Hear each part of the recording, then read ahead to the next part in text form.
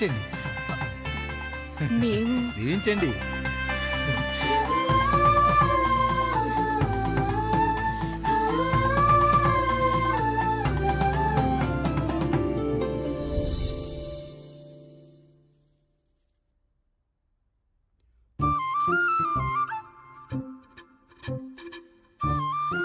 తింటారా?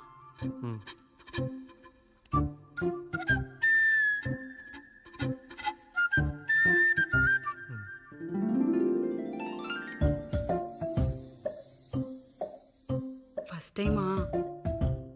అవును, మీకెలా తెలిసిపోయిందండి? అంటే మా బామ్మ చెప్పింది. శోభనం గదిలో అనుభవం ఉన్న మగాడైతే మామిడిపండు పిసుక్కొని తింటాడు, అదే లేనివాడైతే మీలా ఇలా అరటిపండు ఓపిగ్గా ఒలుచుకొని తింటాడు అని.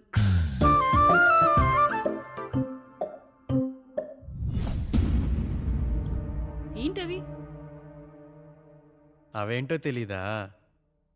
ఫ్రెండ్స్కి పెళ్ళని చెప్తే హ్యాపీ బర్త్డే అనుకొని బెలూన్స్ ఇచ్చారు, ఫీల్ అవుతారు కదా అని 4 అక్కడ కట్టాను.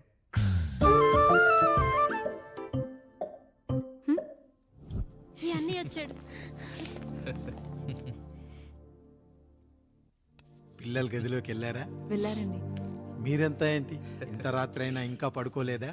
మీరు లేనిది ఎప్పుడైనా పడుకున్నామా అన్నయ్య? అందరం కలిసే కదా పడుకునేది మావయ్య. సరే సరే, అందరం పెద్దోడి గదిలో పడుకుందాం. ఈ రోజు వాడి శోభనం కదా, అసలే కొత్త. పక్కనుంటే ధైర్యంగా ఉంటుంది. పక్క నుండి దగ్గరుండి జరిపిద్దాం. పదండి.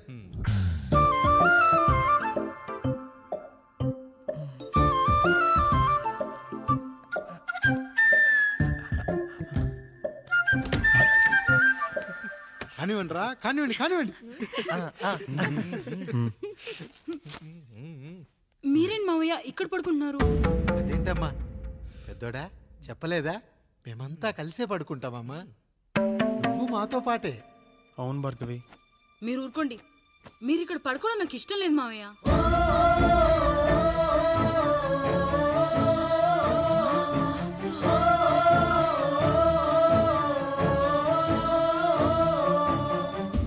అదేంటమ్మా అలా అంటావు?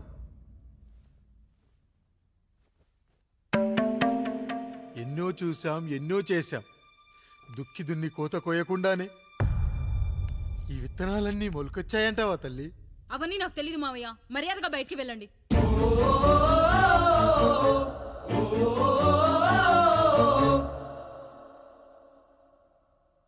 కనీసం ఆ మూలనైనా పడుకుంటామమ్మా. నువ్వైనా చెప్పరా పెద్దోడా? అంటే తను ఇబ్బంది పడుతుంది కదా నాన్న.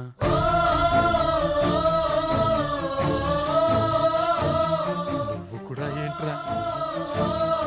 పిల్లలేదో ఆశపడుతున్నారమ్మా. ఒక్కసారి ఆలోచించమ్మా. మావయ్య మీరు బయటికి వెళ్తే మేము తలుపులేస్తాం.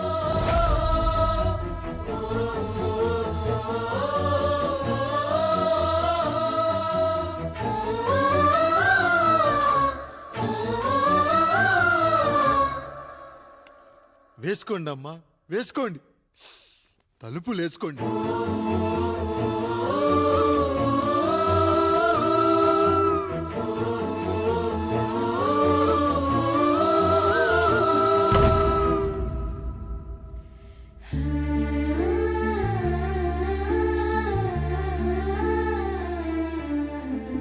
నాయుడు, బిడ్డలు జాగ్రత్త.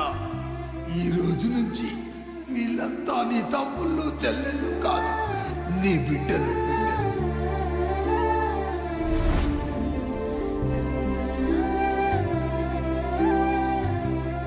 జానకి, ఏమండి? సావిత్రి, ఏమండి? లక్ష్మి, ఏమండి? మన గదిలోకి పదండి. ఇక నుంచి ఎవరి పిల్లలతో వాళ్ళ వాళ్ళ గదిలోనే పడుకోవాలి.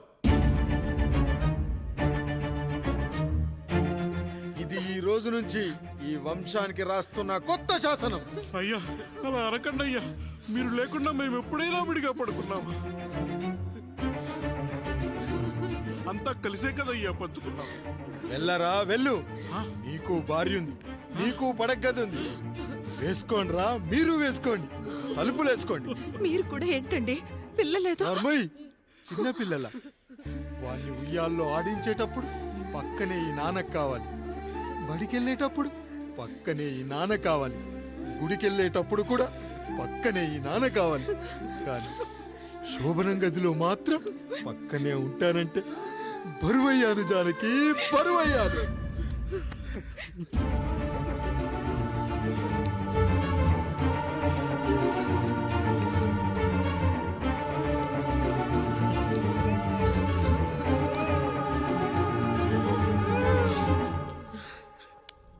ఏంటండి ఇంకా అదే ఆలోచిస్తున్నారా? ఎలా మర్చిపోగలను లక్ష్మి? జరిగింది ఏదో జరిగిపోయింది, మీరు బాధపడకండి. ఎంత మాట అన్నాడో చూసావా? నా భార్య ఇబ్బంది పడుతుంది, బయటికెళ్ళండి నాన్న అన్నాడు. వాణ్ణి ఎలా పెంచాను?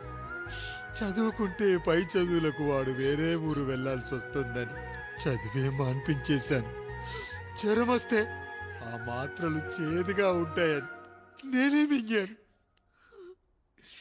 నోరు తెరిచి అమ్మ కావాలన్నప్పుడల్లా ఎంతమంది అమ్మల్ని ఇచ్చాను. నాన్న అన్న ప్రతిసారి నాన్నల్ని ఇవ్వలేకపోయానని వాడికి నా మీద కోపమో ఏమో జానకి. నిజమేనండి, మనమంతా ఇలా లేమే. మన కుటుంబానికి దిష్టి తగిలింది.